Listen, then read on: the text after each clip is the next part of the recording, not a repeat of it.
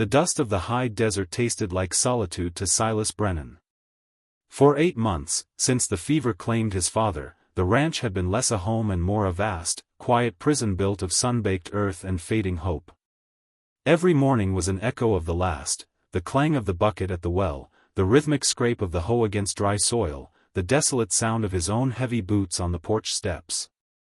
He was 24, a virgin rancher hardened by labor but soft in experience, living a life defined only by the perimeter of his fence line. He carried a rifle everywhere, not for the pride of a frontiersman, but because this land demanded constant vigilance, a perpetual state of readiness he thought he was prepared for, until he wasn't. The morning she came, the sun was just beginning to burn off the chill, casting long, deceptive shadows. He heard the slight groan of the supply shed door and the muffled sounds of shifting sacks. Instinct took over, swift and cold.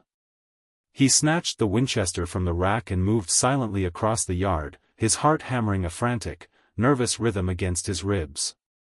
Bandits were the fear here, ruthless men who would kill for a few pounds of dried beans. He raised the rifle, his finger finding the familiar curve of the trigger.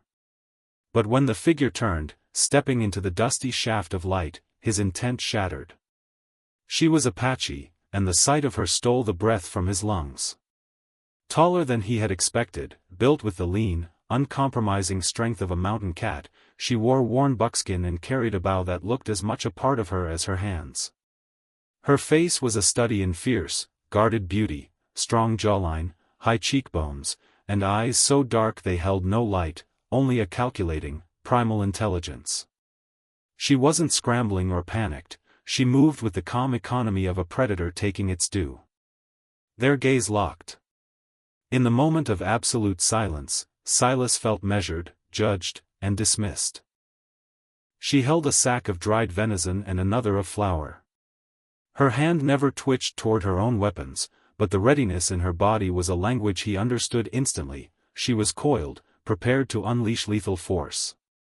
He should have yelled, should have threatened, should have fired, but the words withered on his tongue.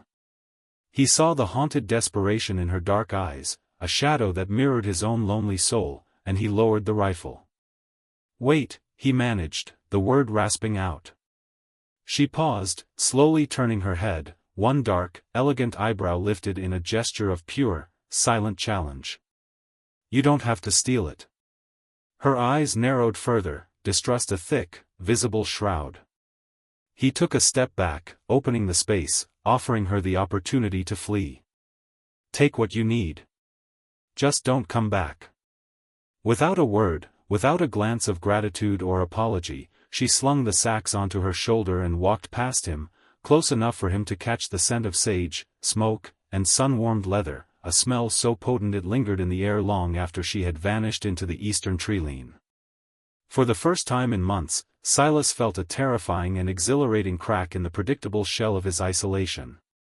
3 days later, he found her watching him from the edge of the cottonwoods, a silent, unmoving sentinel. The next day, she was closer, seated on a fallen log, observing his work with an unnerving intensity. It was on the 3rd day of this silent vigil that he finally walked out to the invisible boundary line. "Why do you keep coming back?" he asked, his voice rough with a confusion that was rapidly becoming fascination. "You are not what I expected," she replied, her English accented but precise, her gaze stripping away his defenses. "You gave me food. You let me go. Why?" Silas could only offer the truth. "You looked like you needed it more than I did." Something flickered in her eyes, a fleeting recognition. She admitted she, too, lived alone. The silence that fell was not empty but heavy with possibility, weighted by unspoken stories and the immense, lonely distance separating their worlds. "My name is Silas." "Nakoha," she offered, the name settling between them like a vow. The following afternoon, she crossed the line. She walked straight past the corrals, past the shed, right up to the porch where he sat eating. She stopped 3 feet away, close enough for her heat to brush his skin, close enough for him to feel the fierce, coiled energy emanating from her. "You are afraid of me," she observed, not as a question, but as a simple fact. I'm not, he lied, though his hands were shaking. Maybe a little. Fear keeps you alive. She sat down, her shoulder almost touching his, the closeness an agonizing pressure. But that is not why your hands shake when I am near. His blood heated instantly, and he knew his face betrayed him. You watch me the way a starving man watches food, she continued, her voice low and utterly devoid of shame. The way a man in the desert watches water. He was trapped, cornered by the undeniable truth of her observation. Then she leaned closer, her breath warm against his ear, and spoke the words that would burn through the last of his resistance. I have not lain with a man in 6 months, not since my husband died. Do you know what 6 months of wanting feels like, Silas? His world dissolved. He could only stammer, I wouldn't know. A look of knowing, hungry pity crossed her face. You have never been with a woman. It was a declaration, not an inquiry, and the shame he felt was quickly eclipsed by the sharp, terrifying edge of desire she awakened. Her fingers came up, tracing the line of his jaw, a touch so light it felt seismic. That is not something to be ashamed of, she murmured, her thumb brushing his lower lip. But maybe it makes you more. Before he could decipher the meaning, her body tensed. They are looking for me, she whispered. Her voice snapping back to the cold vigilance of the warrior. Her kinsmen had arrived, 3 armed Apache warriors, faces grim with suspicion, emerging from the tree line. Nakoha told him they would not understand why she was here, or why he, a white rancher, was sitting at her feet. She looked at him one last time, a shared glance of sudden, agonizing clarity, a promise that had been made and immediately broken by fate, and then she walked toward her people. Silas watched, every instinct screaming at him to stop her, knowing the loss of her would be the loss of the only spark his life had known. 2 nights later, she returned. He woke to the sound of pebbles tapping his window. In the moonlight, Nakoha was a stark silhouette, her face bruised along one cheekbone. She was breathing hard, frantic. He threw open the door, and she pushed past him. They are coming. Not far behind. I refused to marry the man they chose for me, she explained, touching the bruise. My brother did this. He heard the distant voices, the sound of her pursuers. The cellar, he instructed, pulling her toward the hidden door in the kitchen floor. They scrambled down, pulling the rug and trapdoor shut above them, plunging into pitch blackness and suffocating closeness. They were pressed chest to chest, the scent of her overpowering in the confined space. Footsteps pounded above them, heavy boots tearing through his house, searching, raging. In the darkness, Silas found her hand, and she gripped him with bone-white intensity. They will not stop looking for me, she whispered, her breath hot on his neck. If they find us like this, they will kill us both. Then why did you come here? He asked, his voice barely a tremor. The answer was her mouth on his. Her kiss was desperate, consuming, fueled by 6 months of loneliness, grief, and the raw fear of capture.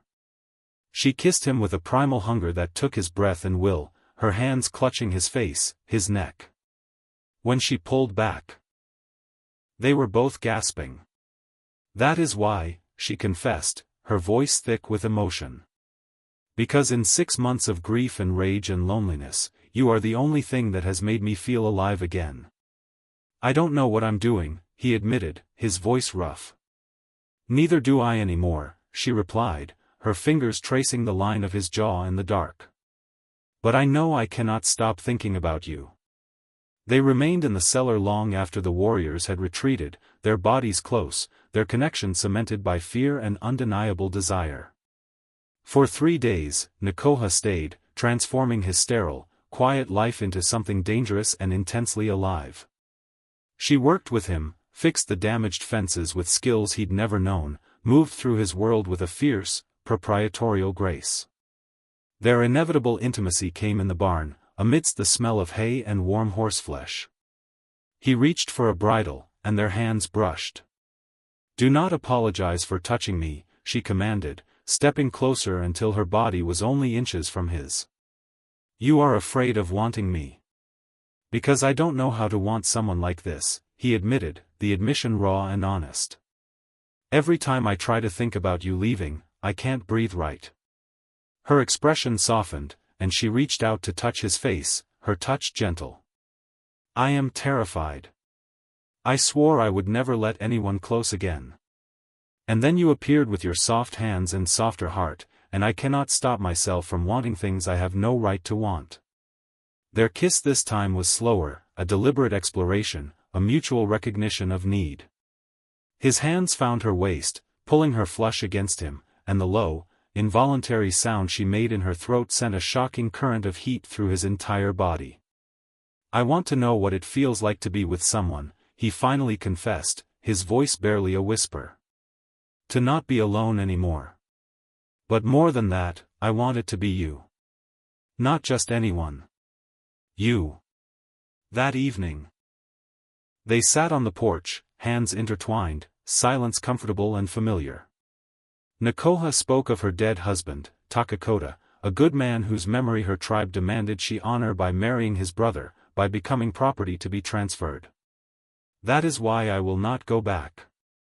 Even if it means being hunted. Even if it means—" She stopped, her head snapping toward the eastern tree line. The glow of multiple torches rose against the darkening sky, 7, maybe 8 warriors. "They have brought more warriors," Nakoha's voice was flat. "They are coming to take me by force." He stood instantly, his heart sinking, but his resolve hardening. "They will not leave without me," she insisted. "And if you stand in their way, they will kill you without hesitation." The torches were close, casting harsh, terrifying light on the faces of the advancing men. The lead warrior repeated the command in Apache, demanding her return, declaring her a shame to her family. "He says if I do not come willingly, they will burn this place to the ground with you inside." Every instinct screamed at Silas to step aside, to save himself. But when he opened his mouth, one word cut through the night. "No." He stepped forward, putting himself between Nakoha and the 7 armed warriors. "She stays here because she wants to. Because she chose to." The warrior's face hardened, and he spoke a torrent of sharp, angry words.